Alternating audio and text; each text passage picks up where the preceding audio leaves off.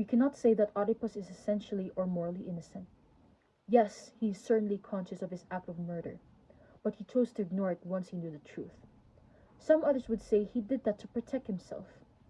But because he killed the king of Thebes, also known as his father, he must receive the most severe punishment. Whether he is a man or a son, these are known to be the most serious of crimes, and justice must be served regardless of royal status. To claim that Oedipus is a mere victim of fate is to strip humanity of its most sacred attribute, accountability. While he may not have known the identity of the man at the crossroads, he knew the nature of the steel in his hand. He chose to meet a moment of road rage with lethal, calculated violence. A morally innocent man does not leave a trail of bodies in his wake simply because his pride was pricked or his path was blocked.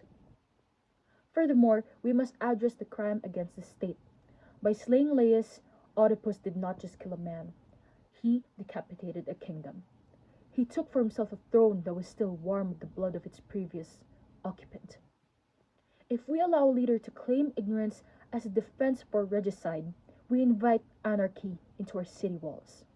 Whether he knew it was his father or not, he knew it was a person of standing, a fellow human being, and he chose to play the executioner.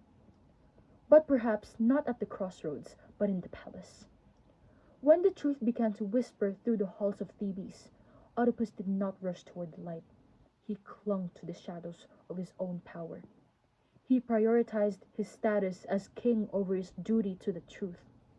He sought to silence the prophet and discredit the witness, proving that his concern was never for justice, but for preservation of his own image.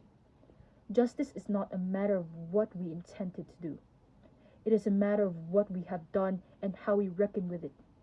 To grant him, quote-unquote, essential innocence is to say that as long as a man closes his eyes, he is not responsible for the wreckage he creates.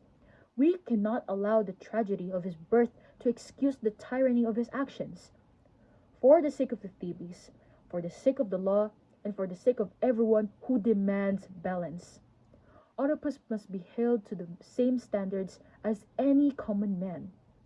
He is not a victim of the stars. He is the architect of his own ruin.